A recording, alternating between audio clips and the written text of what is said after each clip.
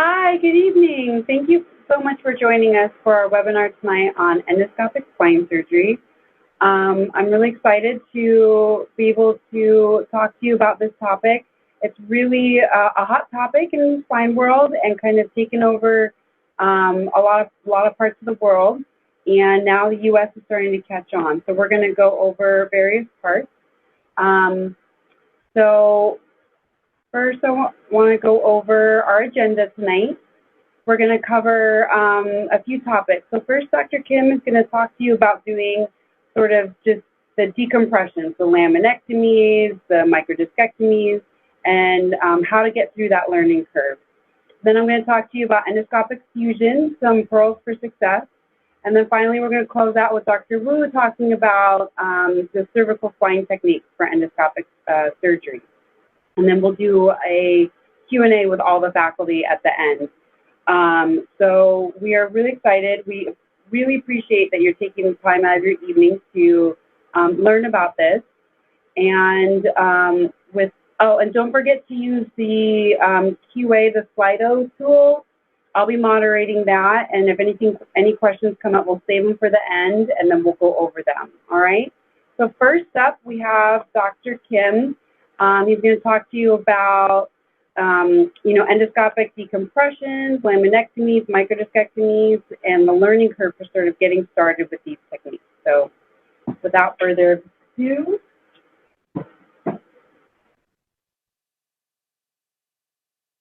Okay, good evening, everyone. I'm sure that everyone that have logged into the room have various degrees of experience with endoscopic spine surgery. Some of you probably just heard about it. Some of you might have done some cases. Probably none of you are masters at it, because if you are, you probably won't be wasting your time looking at this webinar.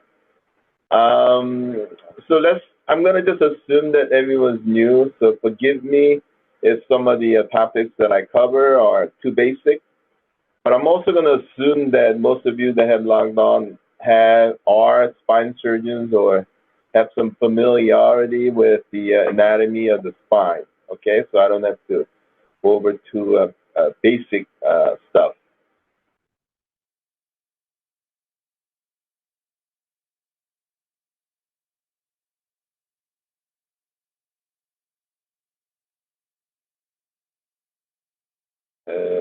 Okay, so evolution of minimally invasive spine surgery. So traditionally, the spine surgery was done via midline approach, right? Whether it's cervical, thoracic, or lumbar.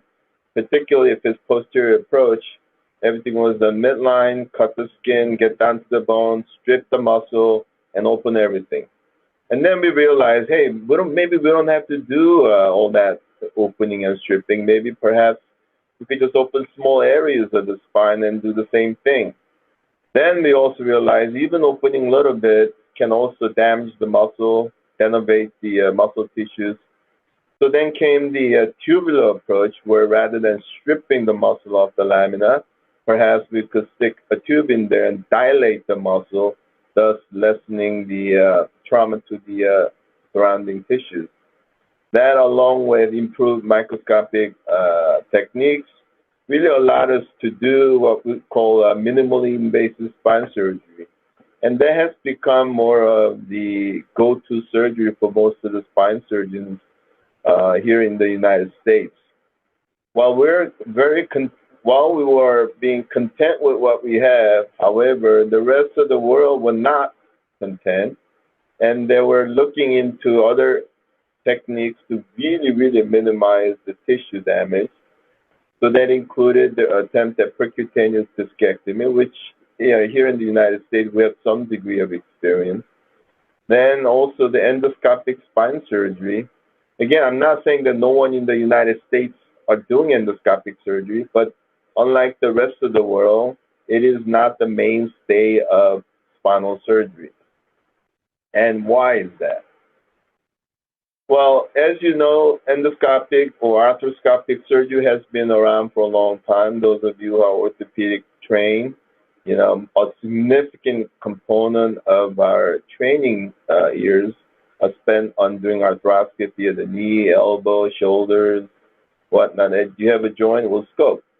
Same thing with the neurosurgery. I'm sure you guys done your share of scopes. There's a picture, you know, to your right, where you're sticking a scope up someone's nostril and taking out a tumor in the, I think it's the brain. Yes, in the brain. And then, you know, obstetrics, GYN, and general surgery also uses scope too. So what the common theme is that endoscopic surgery leaves smaller scar, less postoperative pain, better recovery, and obviously less chance of infection given the fact that you're operating on a closed environment and oftentimes with significant amounts of irrigation. So if you look at the adoption technology adoption curve, and this can be applied to individuals or the society, and if you look at endoscopic surgery, us, the United States surgeons in the United States, are really here. And you know, if you try to look to see why, and you look at this is the World Bipolar Endoscopic Spine Surgery Society meeting last year, right? And you look who's there, and you see mostly Asians and some Europeans. There was none present from the United States. So why are we so behind? And I looked into why, and it seems like, you know, everyone kind of is daunted by the learning curve. And there's also the significant misconception by the established surgeons who've been doing this for a long time. And they're like, oh, I could do everything through the tube. My incision's just as small as yours. And they also feel that the indication for the surgery is too limited. And I think that stems from old, you know, percutaneous discectomy misconception of indications and what it could do. And they also feel that the field of view that you get from endoscopic surgery is limited, which is not true. In fact, the view that you get from endoscopic surgery is much better than open surgery. And this is also, you know, that we were traumatized by the Laser Spine Institute that went out of business, people, you know, going down to wherever that was and coming back with Band-Aids, and yet the procedure itself was mostly a Band-Aid procedure. And more importantly, there's no financial incentive. You know, you learn this technique and you do this technique, and the RVU that you're going to get, the reimbursement that you're going to get is just as little as what you would get with endoscopic, traditional open surgery. So why bother, right? And also, because this endoscopic surgery, except for the unilateral uniportal surgery, the biportal surgery that I'm going to talk about, there is no hardware that needs to be bought. So it's not driven by the industry. So there's no industry training the doctors to use our stuff, telling, you know, us to use their stuff. So lack of industry drive. And also, frankly speaking, there's really not that many opportunities for us to learn this and take, you know, courses in the lab. But this is changing. And there's been recently many opportunities, many symposiums popping up all over the country with anatomy labs and things like that for us to learn this technique. So some of the concerns I have discussed is the learning curve, right? It has a steep learning curve. And then for some of us who's very comfortable with traditional surgical technique, they just don't want to take the dive, right? And then the question, what is the added benefit? Look at my incision. This is a picture of an incision with a tubular approach. And this is a picture of an incision with biportal endoscopic spine surgery. And if you're really good at UB in, this is what you do. You're going to say, hey, looks pretty, you know, same to me if you add up those two total incisions. Not true. So my past experience and observation with this percutaneous and endoscopic surgery has been I'm sure this procedure was around from the 80s and going into 90s, percutaneous discectomy procedure, introduction of percutaneous nucleotome, followed by some of the other techniques in the late 90s and early 2000s, including electrothermal therapy, intradiscal electrothermal therapy, and then came arthrocare with spine one, where we're percutaneous put in this rotating device, and not rotating, electrical RF device that you go in and out, zapping and evaporating the nucleus material and sensing down the annulus. And then came the striker decompressor, again percutaneously, not open, not visualizing, inserting this probe, which is a rotating auger, basically, and putting this in the center of the disc space and sucking at the nucleus with very variable success, because you were taking a chance that you would, by chance, will fish out the fragment, but because you're not visualizing the herniated disc, oftentimes it led to incomplete decompression and poor outcome. So the true advancement was the uniportal endoscopic spine surgery championed by Tony Yong and his Wolf Yes system, which really truly was the first time someone could actually visualize what they were doing by having a portal that had a camera attached to it, and then through the same portal you can use operative equipment to perform the surgery. So that was that, and then another company came out with their own system, and this system allowed us to do interlaminar approach rather than transforaminal approach. So this is an example of a uniportal transforaminal approach where you go from outside the foramen, as you could see here, and docking the scope into the posterolateral disc space and doing the discectomy. And this is the first generation optics. So the optics is terrible, right? It looks blue because oftentimes the surgeon would inject the disc with methylene blue so you could see the disc material. But the optics were limited. The field of view was really limited. So this really didn't really take off in the United States, whereas some of the rest of the world actually try to really take this to a different level. Then came the uniportal interlaminar approach with Joe Max. And this one would improve optics. You could see, this is the pre-op and post-op MRI. You could see that, the anatomy much clearer. You could see the dura being exposed by resecting the ligamentum flavum. And then by turning the scope around, you could work around the canal and pull out the disc, as you see on this view here. But again, although you could visualize the area of pathology, the whole field of view is very limited. That leads to frustration, difficulties, very steep learning curve. So although, I went to Korea a couple of times to really try to learn this technique, every time I came back, it really, I could not make that jump. Because I still haven't found what I was looking for. So just like how everyone in this world nowadays gets their information, I went on Facebook. And this is what popped up on the Facebook. Because I guess they knew what my interest was. So they kind of, I guess AI popped this up on my feed. And it was this, biportal approach to endoscopic spine surgery. So I said, sign me up. So I signed up, went to California. You see this yellow here? It's right here, that's me sitting there. And you could see how many people were there. So this was really an eye-opening experience for me, seeing the endoscopic spine surgery, but done in a very different way. So briefly, history of bipolar endoscopic surgery, as much as the South Koreans want to say they're the Mecca, it did not originate in South Korea. It was actually first developed by a person from Bahrain, of all the places.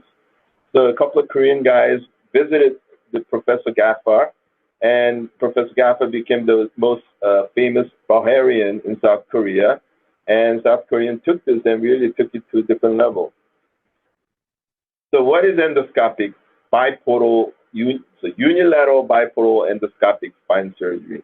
So you use two portals, right? Instead of using one portal, use two portals. One portal for the visualization, a second portal for doing the work. It's like doing the arthroscopy or the shoulder arthroscopy.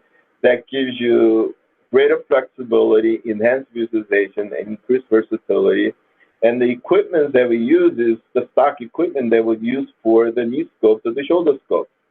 The way I compare uniportal endoscopic spine surgery to biportal endoscopic spine surgery is riding unicycle versus bicycle. You can get to point A, from point A to point B, either on unicycle or bicycle. What would you rather choose? So the surgery that we do with bipolar endoscopic surgery is exact same as what you would do for microscopic discectomy or laminectomy or tubular discectomy or decompression surgery. It's just that we're using different tools rather than using the air medium to visualize. You're using the water as the medium to visualize things. But everything that you do with the tube, you can do with the endoscope. So it's easy to start. You don't have to go to the hospital administrator and ask them to buy you a $150,000 tower because every hospital has arthroscopic towers, right? Every hospital has a scope. Every hospital has arthrex equipment. So you don't need to buy anything. Only thing they need to is spend a few $100,000 buying a 0-degree scope. So how do we do this case? Anatomy is very important. The starting point is very important. Where your center of action is just like how you would start your tubular decompression. Distal end of the spinal laminar line. You want everything to end up there, right? So you make markings under a fluoroscopy, and then you create, I'll go through that step by step, but this is, how you would set up AP and lateral, and this line is where you want everything to converge onto. So draw up a line. If you're doing a discectomy or just a decompression, you typically would make incision medial to the proximal pedicle and medial to the distal pedicle, and you will advance the tool onto the spinal laminar line here. So although it is traditionally done with C-arm fluoroscopy marking, what I have done in my institution is I have used navigation to mark the incision and also to confirm the levels. The advantage of intraoperative navigation is that those of you who are in training institutions, this is a great tool to teach the rotating residents or the rotating fellows the anatomy, the topographic anatomy associated with endoscopic surgery, with just putting the pointer and correlating what you see with the navigation system. So, and also, even though for a single level it may take longer, if you're doing 3 levels, intraoperative navigation can also save time because you can just point and make the incision and point and make the incision rather than bringing your C-arm, wearing the lead, getting frustrated with AP and lateral, right? So with intraoperative navigation, you're doing a 3-level. This is a scar for my 3-level full LAMI patient. It actually saves time. So this is how the intraoperative navigation is used. It Point to the fellow. Where you think is the spinal laminar line. And then show me the medial aspect of the capsule. Medial aspect of the capsule. And the inferior aspect of the facet. Inferior aspect of the facet. Excellent. So you get instant feedback. And I think that really accelerates their learning.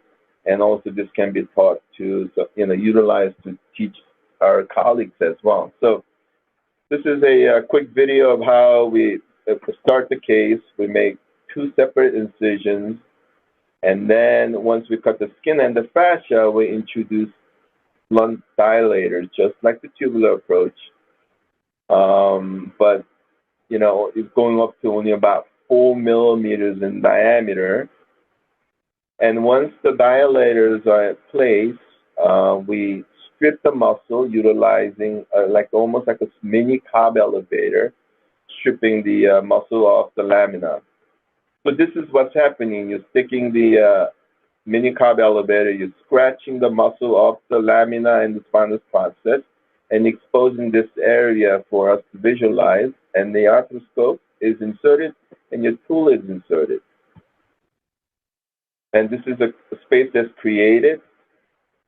And this is, even though the skin incision may be small, we cut the fascia a little bit bigger, which allows for better water flow, and that improves our visualization. So this is a little video of what you see when you initially insert the scope. You see the lamina, we put the 90-degree RF1 and start debriding the tissue. You'll see better pictures on the subsequent slides. So I'm going to show a couple of case examples. This is a 43-year-old male with left side L4-5 disc herniation.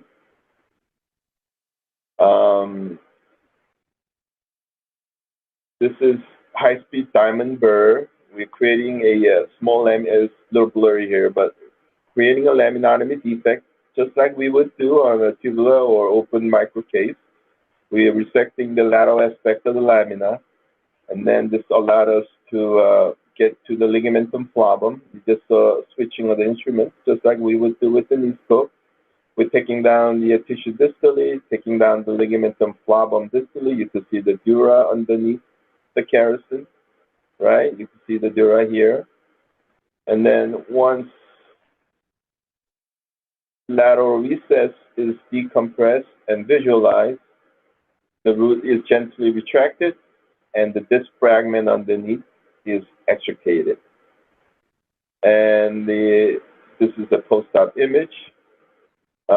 This is a case of someone with central disc herniation with neurogenic claudication. Same thing. This one has a little bit, oops, excuse me. A better video.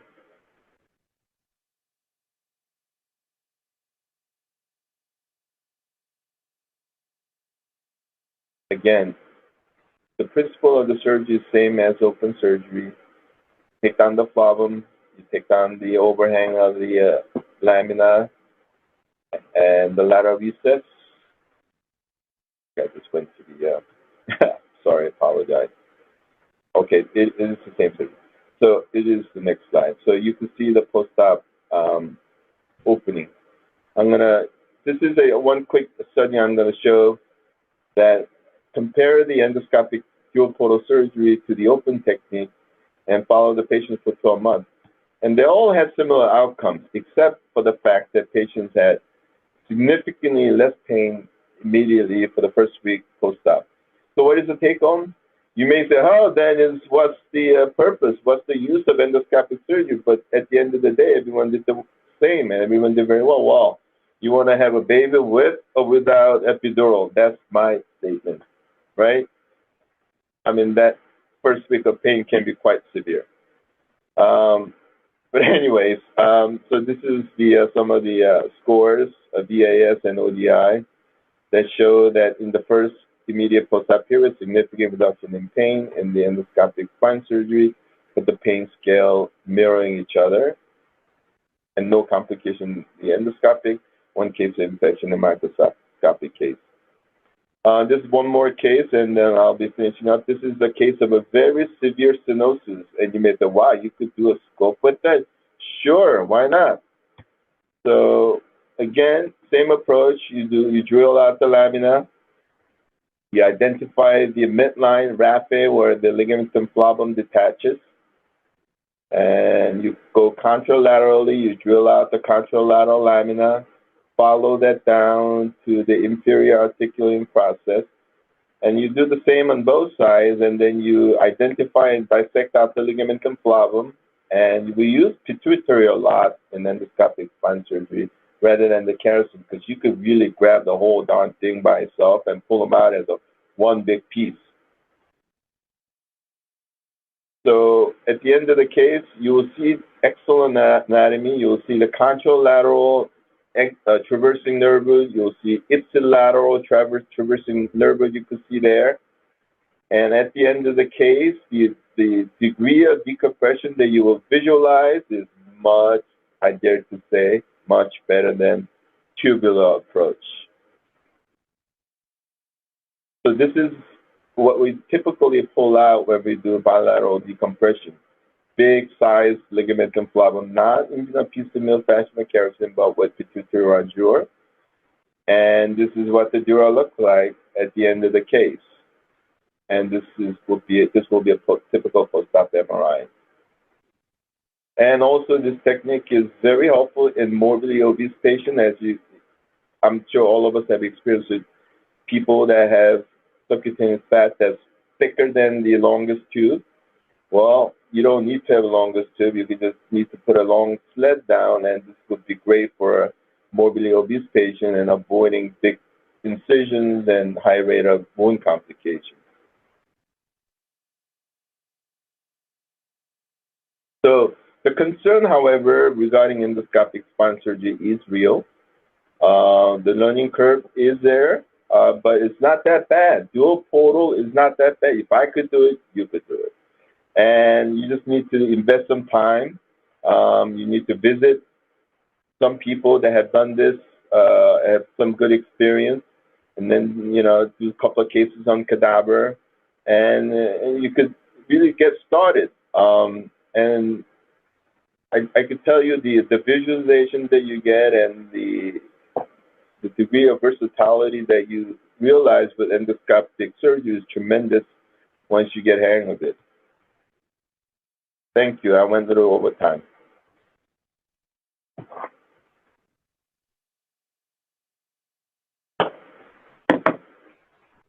That was an excellent talk. I don't think anyone minded the detail and care that you took to put together such a great talk. Again, I'm just going to remind you about questions in the Slido tool. So if you have any questions, go ahead and send those to the tool and we'll take a look. And then I'm going to talk to you about endoscopic fusions. So once you've done a few decompression cases, I think I did at least 20 or so decompression microdiscs and lamies before trying a fusion case. That was the better part of like over the course of a year doing decompressions and then kind of slowly stepping into fusions. And once you start to get the hang of this endoscopic thing, you know, the fusion cases are pretty straightforward. So I'm going to start out with a case. So I had a 76-year-old female patient. I had previously done her ACDF, her 2-level ACDF, and a few years prior, she had undergone an L5S1 laminectomy and uninstrumented fusion, but she was starting to get severe left leg pain with like kind of burning into her left foot. And it was just, she had an injection with 1-day release, but it was really debilitating. And she had gone locally and gotten a recommendation from a pain management doctor who recommended the mild procedure. And so she came to see me. From my opinion, she was happy with her ACDF outcome. She was neuro intact. So here are her x-rays. So we can see that she has this degenerative an idiopathic scoliosis with degeneration on top of it. So you can see that she has some vertebral body rotation. So this is definitely an idiopathic scoliosis that she's had most of her life. And then on top of that, she has some arthritis. She has some cyst wedging. The apex of her curve is really around L3. So you can see there's some tightness on the left side at 3-4 and 4-5. And as well as there's like a slight subtle spondy at 4-5 on the flexion extension zone. This is her MRI. So I'm going to try and play this. Hopefully that will work. So as we scroll through the axials, we can see that she doesn't really get into any issues until about 3-4, and here at 3-4, she has some moderate stenosis, but not severe, and then severe central stenosis at 4-5. And when we get into the plane, you can see particularly on the left at 4-5, and then 5-1 is okay with some right-sided stuff. she had no right-sided symptoms. And then the next slide goes over her sagittal images. Sorry, let me pause this. And click on the next one.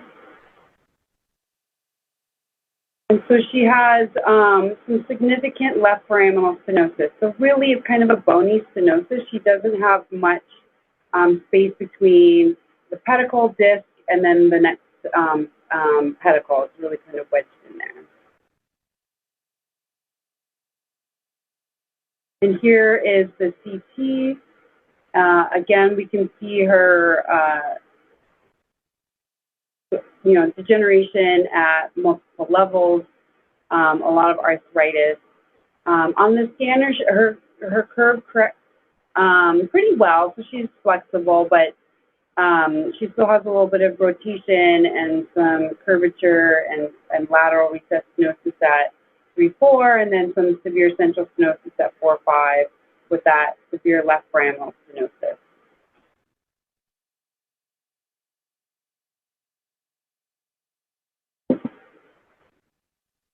So overall, she has some central stenosis at 3-4, but really severe central stenosis at 4-5 with that left foraminal stenosis. So that's really her predominant symptoms.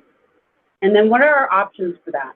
Well, we can do a 4-5 LAMI and some sort of interbody fusion. We could do an A-lift, we could do a lateral, we could do a T-lift, and an open MIS or endoscopic. And given her significant scoliosis, I wanted to see if I could do this endoscopic and really take and really minimally approach this, as well as she had that uninstrumented fusion at 5-1. She has some stenosis above, so seeing if I could address this through an endoscopic technique. Additionally, she's 76, so I'd like to minimize her downtime. So in endoscopic fusions, the indications are the same as any fusion procedure. Basically, it's a posterior approach with a posterior interbody. So any case you're going to do MIS or open TLIF, some sort of minimally dissecting flips, you can do an endoscopic fusion for those cases. So I'm going to go over the operative technique. And so what are the steps of the biportal fusion? So first, you're going to establish your working portals. And when you're first starting out with doing endoscopic cases, this is a really crucial part because this really orients you, right? Because where you place your portals really determines what things are going to look like when you start out. Then as you get more used to what you're looking at, the portal placement doesn't become as critical. It's still very important, but it doesn't become as, you can kind of work with imperfect portals. The first step is going to be establishing your portals, and then after that, you're going to create your working space. So you're going to use your pituitary and your RF1 to make a working space. And then after that, you're going to do your facet resection. So removing your IAP and then removing your SAP. Now, some surgeons prefer to do their laminectomy before doing the facetectomy. I prefer to do my laminectomy afterwards. I like to leave the flavum intact, go very lateral, so I can retract as minimally as possible. But everyone has their own reasons for doing everything, and so you could do your laminectomy before you start taking your facet joint down. After that, you want to do your annulotomy and discectomy, so you want to do your disc prep. So you can see here in image E, there's your disc face, and then in image I here, you can see a very nicely prepped disc face. In your annulus is in front there, or your ALL is in front, and very, very clean disc face. And then after this, you want to do your bone grafting and cage insertion. And then after this, then for me, I prefer to do my laminectomy at this point. Once all the danger stuff of putting in your cage and doing your disc prep, once it's all done, then I'll take the flavum down, which was protecting everything before, and get into the interlaminar space. And then if I need to do essential decompression and come across, then I can do all of that. And then you can do your posterior instrumentation after that, whether it's navigated fluoro-based or with the robot. So portal placement. There are a lot of options for how you do your portal placement based off the goals of what you're trying to look at. So this is just an article looking at the different described placements of the portal. And then you can see that you can have three portals. You can have left, right, and then your camera portal. You can have your superior and inferior portal. You can put a medial portal. So there's lots of different options for placing your portals. My preference, I'll go into my preference in a second, but really if you look at what are you trying to see and what are you trying to remove and your angle of your disc, that's really going to determine your portal placement. So you can see that there's, in this drawing, there's the modified posterolateral portal, and then there's the extraforaminal portal, which makes a lot of sense. So if you, in picture A here, if you need to do a central decompression or laminectomy, then that's what you want your view to be, right? You want to be able to see across, you want to be able to get under the spinous process and across the contralateral side. But if you don't need to do a central decompression, then really your view can just be as shown in B. You really just need to get your IAP resected, your SAP, get into that transforaminal space, and do your disc prep from there. It's just important to remember the angle of entry into the disc based off of these sort of trajectories, because it's a little bit different. With A, when you place your inner body, it's going to be a little more straight down, and then you have to angle in, right? Because you don't want to retract your cecal sac too much. Whereas B, that's going to be more of a straight angle shot. So these are just different things to think about. This is kind of what I think about when I'm looking at where I want to make my portals. But in general, I'm just lateral to the pedicle, aiming towards, you know, the top of the facet joint, lateral aspect of the pars, kind of the isthmus area. And for me, this tends to work out because it's kind of splitting the difference. I can see the facet joint. I can get into my inner body in at an angle. And then if I need to, then I can kind of look up with my camera and get across. It's a little more, it feels definitely more like I'm looking across than down if I'm doing a central decompression from this angle, as opposed to, as you heard Dr. Kim, when you're doing a microdisc or a laminectomy alone, that you're going to be medial to the pedicles. So it definitely does feel like you're kind of looking up and over, but that works for getting your inner body in as well as getting access to the rest of the areas you need to decompress. So here's another graphic that I want to thank Dr. Woo for. A picture, this is showing where you want to make your portals just lateral to your pedicles. And you're kind of targeting the isthmus of the disc space, and then you're also targeting your disc, the angle of entry into your disc. And so you can see here on the AP and then on your lateral image what you're really going for. And if you can kind of match this on your fluoro shots, then your portals are in a good spot, and which is really important. So you can navigate these, which I'm starting to do with the robot, plan out screws based in this trajectory, measuring the thickness of the soft tissue up to the skin on the MRI, and then I just use a screw basically with this length and plan it as if it's going into this area with this trajectory, and then I can use a robot to make my portal incision. And that's been fun to sort of play around with navigating and then sort of using the robot to localize the portal placement. Then once you place your portals, of course, you're going to develop your working space, which is just over, this is shown as just over the lamina. You might be a little bit distal to that as more the isthmus or just the start of the facet joint. The lamina is always a great lighthouse. So if you feel that, you always know where you are, and that can be really helpful. But it's just important to make sure that you are lateral enough that you can come down and around the facet joint so you can fully release that. And then here's a video of establishing the working space. This can take a fair amount of time at first because you want to make sure that you are in the right, over the right level. You understand where your lamina is, where your facet joint, where your capsule is. And then it can take a while to fully release the entire facet capsule. There's usually a couple areas of, that are a little challenging to get. And it's usually the top and bottom of the facet. Those areas, you kind of have to come around to the caudal aspect to really release that bottom part, and then the cephalad aspect to really release the top part. But once you've released that, then you can come around laterally, and then you've got your whole facet joint released.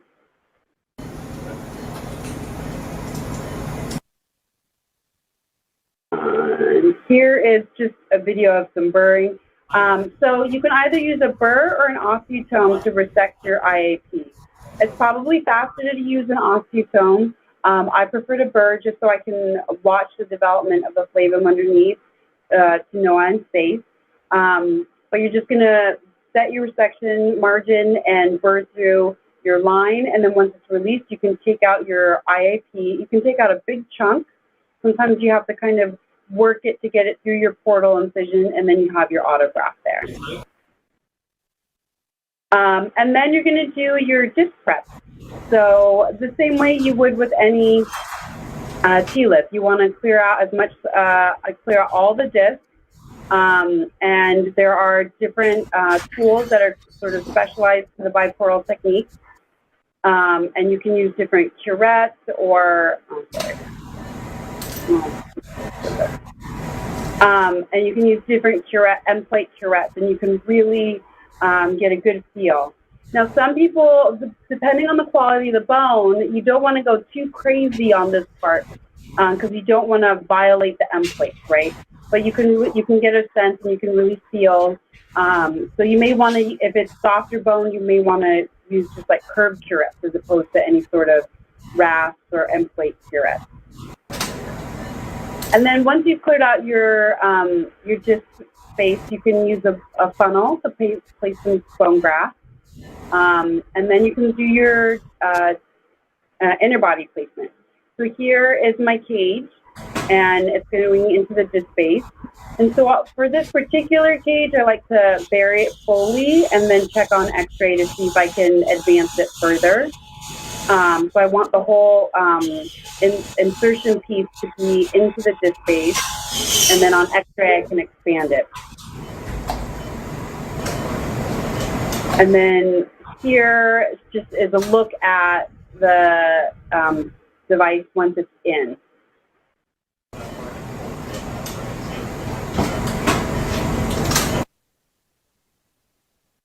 And then once I have my inner body in, then I go back and I do my laminectomy and central decompression if need be. It just feels a little bit safer that way. Because the other videos, I wasn't retracting the thecal sac or the traversing nerve root, just being very lateral and leaving the flavum in place to protect it. But this is after I've done the complete laminectomy for my central decompression. And so these are just some final looks, looking at where my inner body is, and then my central decompression, nice and exposed thecal sac, and so, no issues with the inner body. And then the final x-rays. So once the decompression is done, once the inner body is in, then the decompression, then I do robotic-assisted screw placement. I can plan out my screw placement in advance and then make adjustments based off of the portal. So in a lot of my fusion cases, I just have 2 little incisions on either side of the back. Not that I'm particularly concerned about the cosmesis. I just think it's kind of cool that I was able to do all of this on the x-ray through really tiny incisions. And then she was doing well. Her leg pain was much better, and she wasn't taking any narcotics. This was at her 2-week appointment.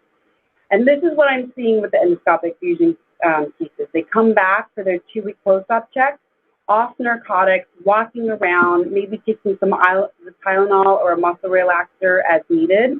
They're not fully recovered, but they are definitely much further along to where it's almost like they're 6 6-week or 3-month appointment compared to my tubular cases. Some of the patients for the endoscopic fusion at 2 weeks, I'm kind of thinking maybe they could start some PT, but no, I want them to cool down. But they are at that activity level, which is very different from a lot of the tubular fusion cases. So just a few notes about using navigation. This is a nice article going through step-by-step using navigation to help in endoscopic fusion cases for both portal placement and then checking where you're burring and sort of all the different steps in your case. So checking your IAP resection. And I think navigation is great when you're first starting out and doing your first few pieces. Because I'm putting my screws in under robotic assistance, I have navigation right there. So I'm not saying that you should give it up, but it just really helps in the learning curve. And then you can keep using it, and you just don't have to refer to it as much. But it's always nice to be able to check where things are and just confirm. And then also, it's great for teaching. So it's just really easy to let residents and fellows kind of point things out, and then I know that they know where everything is, and they can proceed safely. This is kind of just a picture of me using like all the technologies I can. So I've got my camera, I've got a probe. Here on my screen, I can see where the probe is, and then on the camera screen, I can match that with where I'm looking, so I know exactly where my camera's looking. And then later, I can use the robotic assistance for my screw placement. So just a few cases on the what the literature is showing, endoscopic TLIF versus MIS TLIF. And there's a theme for endoscopic cases in general, whether it's microdisc, lamies, or fusions. And that's the immediate post-op pain is significantly less. So this is a study in a prospective randomized pilot study showing that the preoperative pain was the same in all patients, but 1 day and 3 months after surgery was significantly less than the endoscopic fusion. And really, isn't that the point? We want to get patients back to their lives sooner. So if we can do that with endoscopic cases, that's endoscopic techniques, that is wonderful. Another one comparing MIS versus biportal and single-level cases. And you can see the post-op pain at 2 weeks and 2 months is significantly better in the biportal cases. And, you know, as Dr. Kim said, do you want an epidural for childbirth? And I had an epidural twice. Like, why go through pain if you don't have to? And I think all of our patients would agree that if they could have less pain in the immediate postoperative period, they would definitely sign up for that. Another one, again, this is a meta-analysis, which just took all the data from these studies and again said, yes, less pain in the at the immediate post-op period.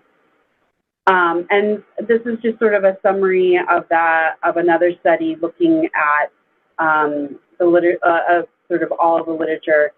And biportal TLIF outperformed MIS TLIF in pain and SF36 at 1, 2 days, 2 weeks, 1 month, and 2 months after surgery.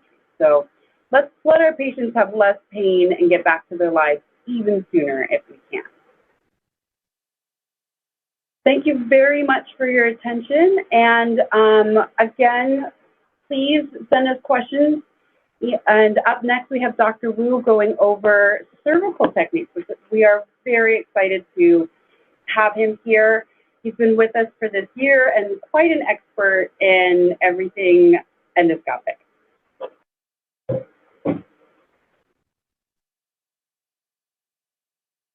Good evening, and thank you for everyone. It's my great honor to take a chance in here at NYU. My name is Jong-yun, and I'm a research volunteer in NYU Orthopedic Surgery. I'm a Korean neurosurgeon. So we start.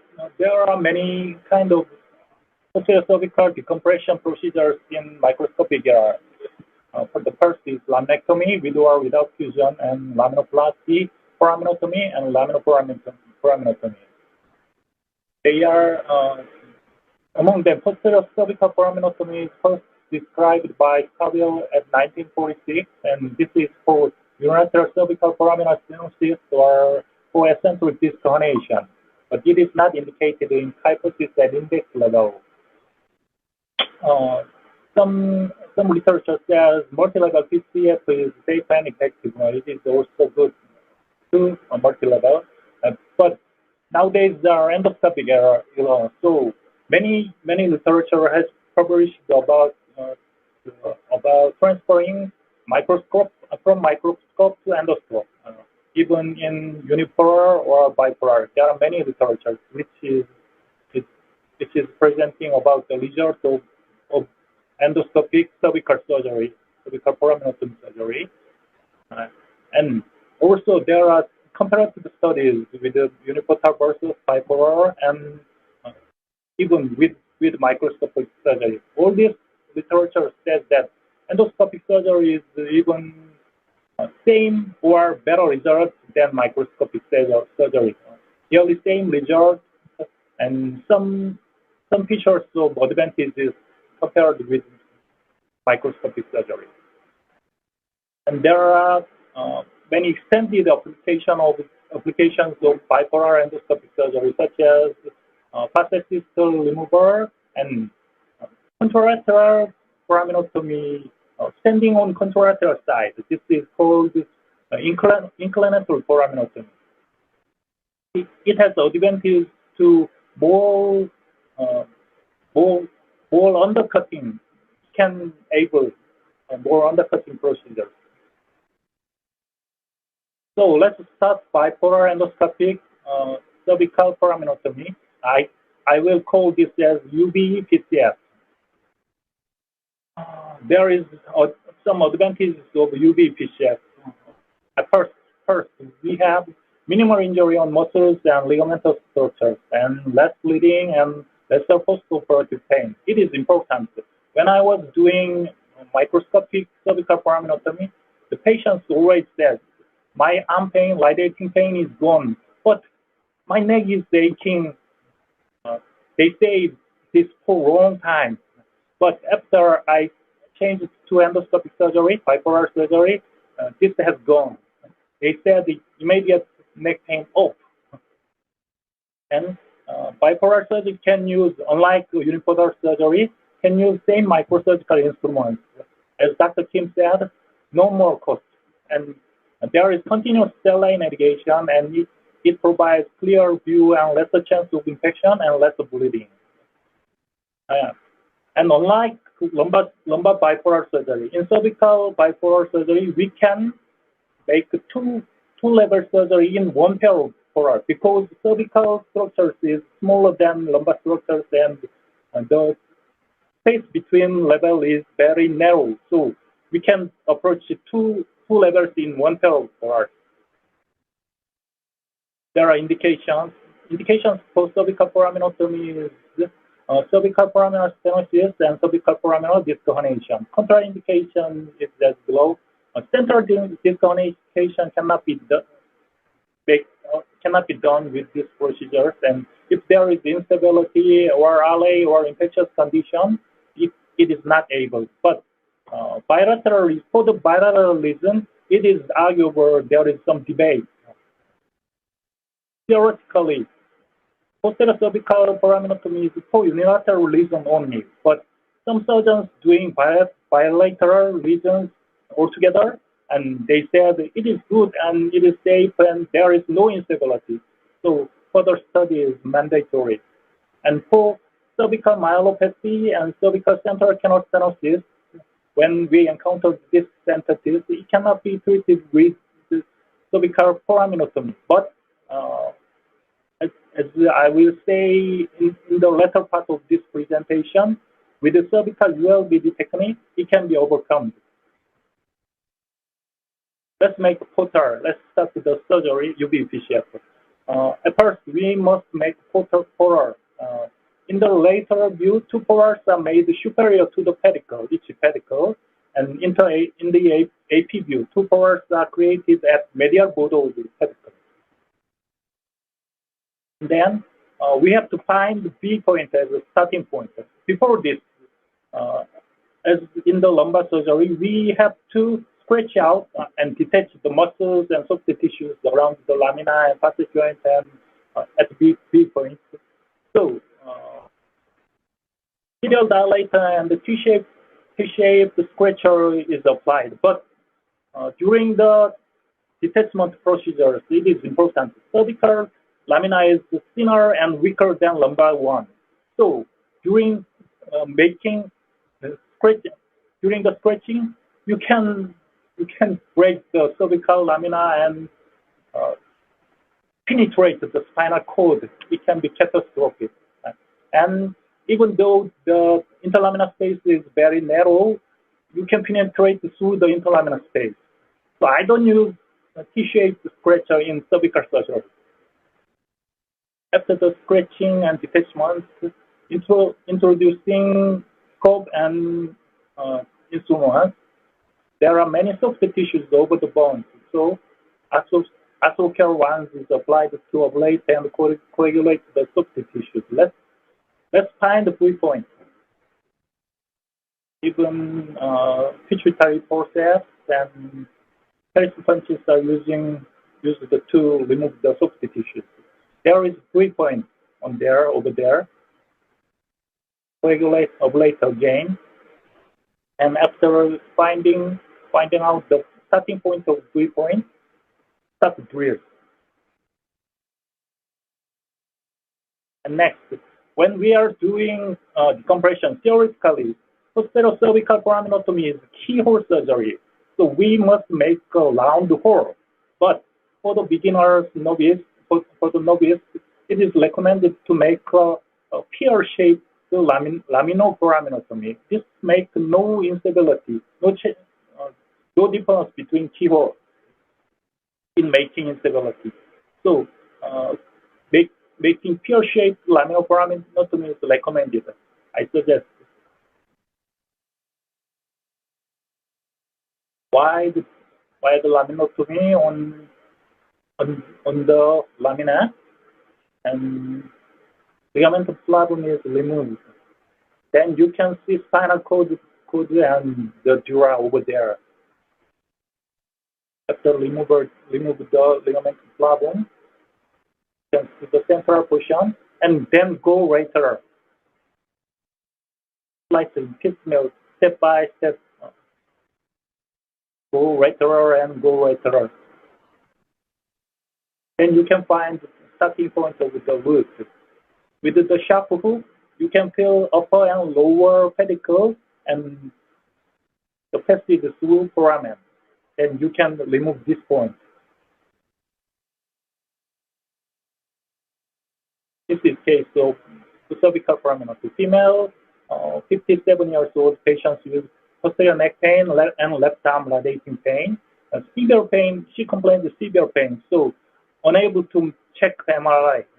So Demerol injection was done for checking of MRI. On MRI view, this is oblique view to facilitate viewing the foramen. C5, 6, and 6, 7 level, there was protruded disc, and especially on C5, 6 level, ruptured disc was seen. This foraminal view, both level has foraminal stenosis. C5, 6 axial, left side, 5, 6 left side. So 2-level decompression and discectomy was planned. 2 portal was made. This is for C5, 6 level. And then same portal was used, and this is for the blue one is for C6, 7 level. This is operation video. After removal of the soft tissue, start from the V point, reel out, removal of the flavum, then go later.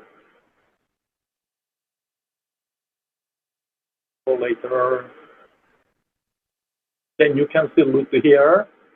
When you are approached to disc space, sometimes partial pediculostomy is required to is facilitated to approach to the disc space. This fragment is included and removed. After one level is completed, tachochrome shielding and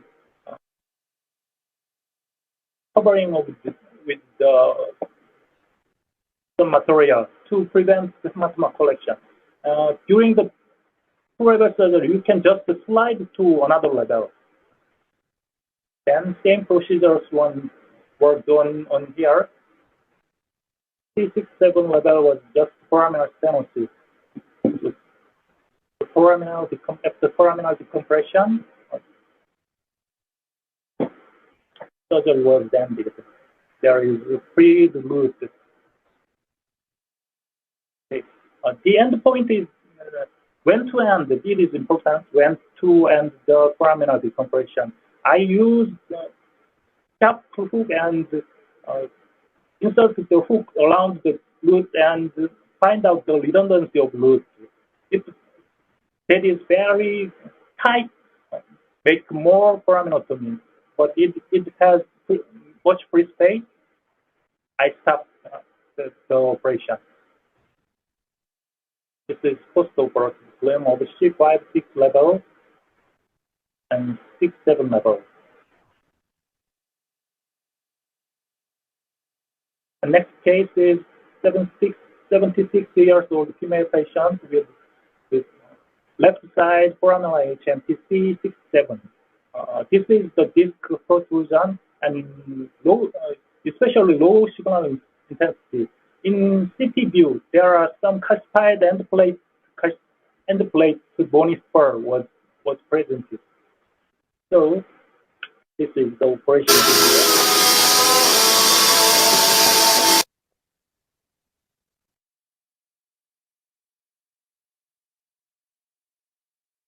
Making foraminotomy of making hole around the body point. Compression was done.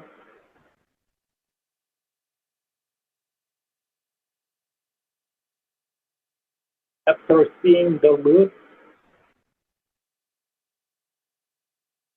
there was some space on axilla, so I approached through this, and this space was seen.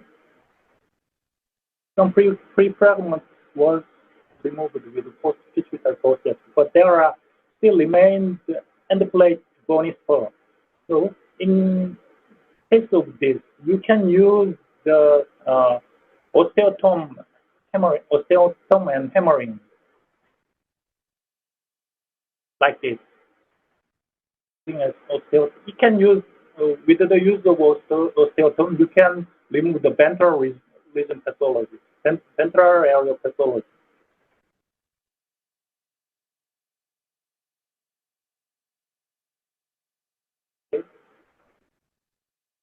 After that,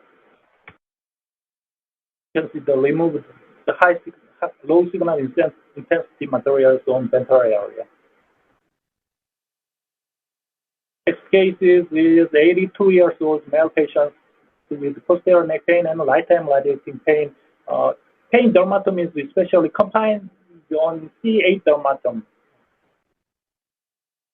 So X-ray and MRI was checked. The X-ray showed the slight kyphosis and severe degenerative changes.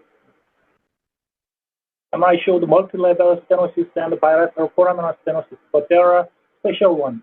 On C7 T1 level, right side high signal intensity vessel lesion was checked. On foraminal view, bilateral foraminal stenosis was checked on multi-level.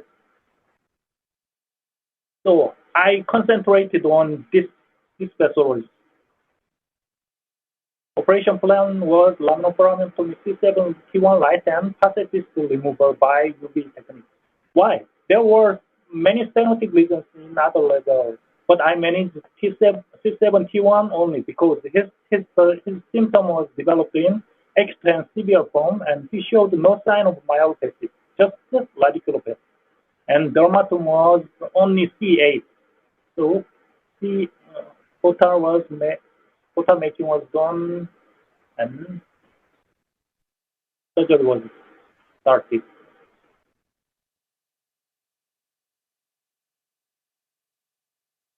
The passage joint was severely degenerated, hard to decrease the hard to know the hard to know the anatomy clearly.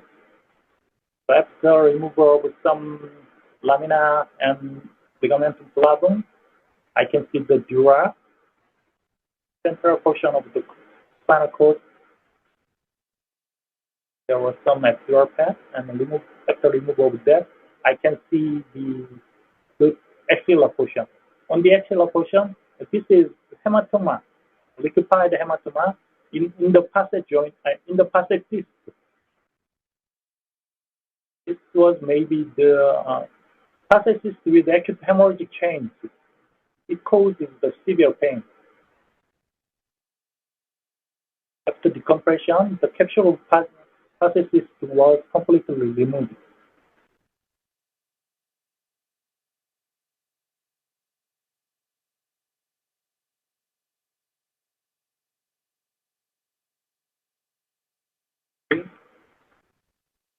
Then this is the post-operative view, and passage disc was clearly removed, and BAS was dramatically decreased. After 3 months, there was no instability. When we are doing foraminotomy, we should be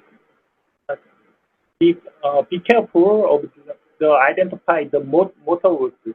It is divided with from the sensory root. So if there are some adhesions, it can be misdiagnosed as herniated disc fragment. So be careful. And next step is cervical ULVD. Unilateral approach and bilateral compression for cervical myelopathy by UV technique. Is it able? Yes, it is able. There are many steps on ULVD technique, and also there are introducing literature.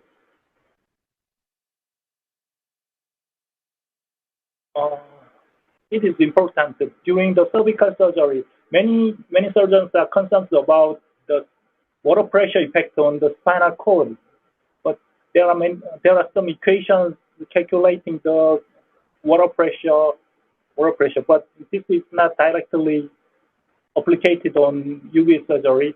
But I don't know, so I don't know. But the important point is automated irrigation pump should be less than 30 millimeter Hg, and the most important thing is output flow.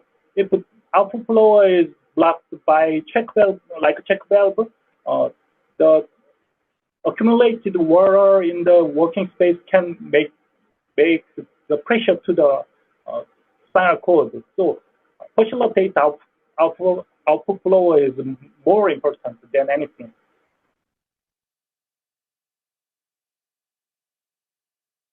And during the ULVD of cervical, entry point is somewhat different from the posterior foraminotomy.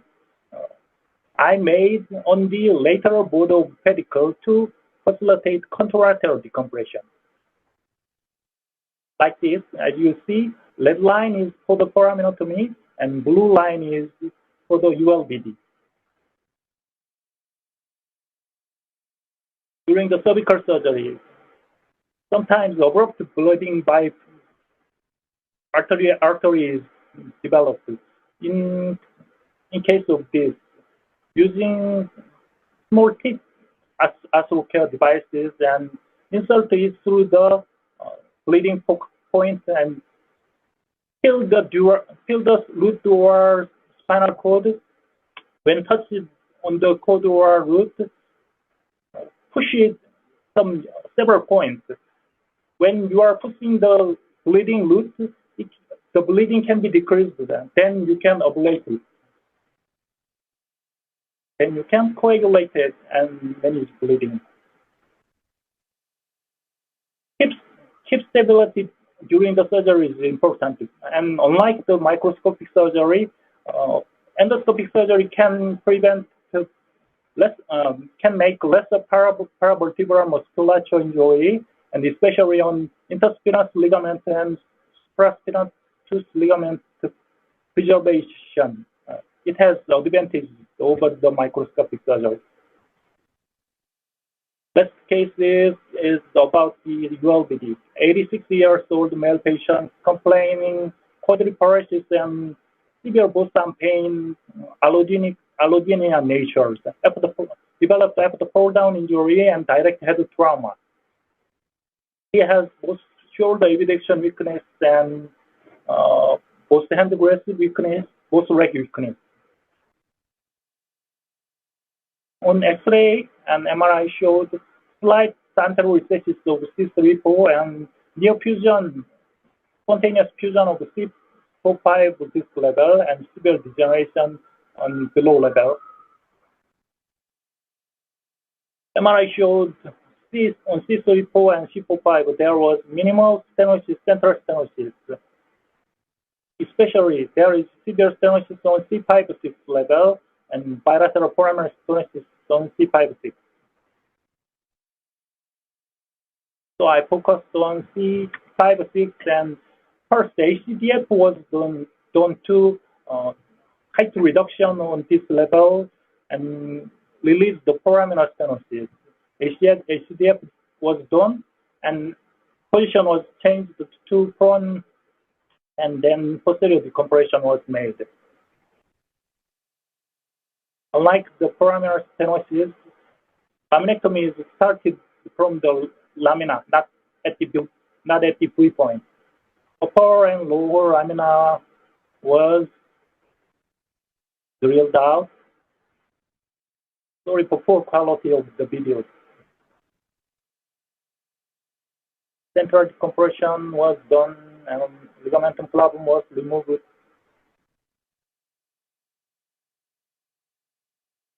After that, you can see the central spinal cord. And then contralateral drilling was made.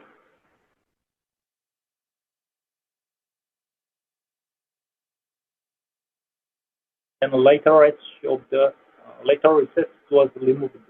Lateral recess bone was removed with the punches, and also ligamentum flavum was removed.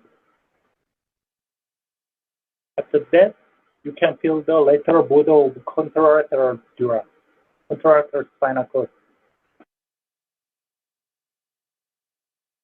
After the surgery, pain was covered. Pain was still dramatically decreased, and motor function was recovered progressively. There was myelopathic signal change on MRI, and complete decompression was made. Thank you for listening.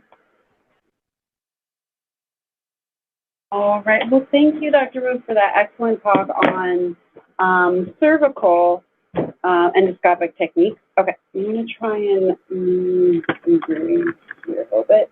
Okay, so now we have a little time for questions. So one of the questions that was brought up was on the economic. I'm just going to go from top to bottom of the list. Was on the economics of MIS versus open versus endoscopic decompression. So, Dr. Kim, do you want to field that one? Sure. I think, every new technology that comes with cost, right? The technologies always cost more money than old technology, seems like, whether it's surgery or medicine.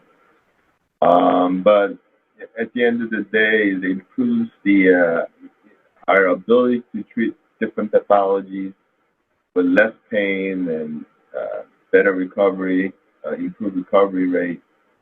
And then I think it's worth it. I mean, the arguments were made for robotic surgeries in other surgical fields. Same arguments were made for endoscopic surgery and orthopedic surgery. And I think we can make the same argument for the spine surgery. And we can somehow, if we can somehow prove that the long-term outcome of this endoscopic surgery compared to conventional open surgery is better, to me, that will be a bonus in terms of decreased rate of infections decreased rate of recurrence of symptoms and things like that. Okay, great.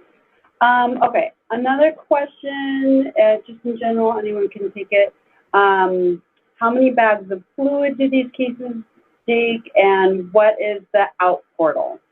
So outflow, because we talked, that's when we talked a little bit about the importance of outflow. So which portal is outflow, and how much water do we use? Well, typically the working portal is the outflow, right? So you have the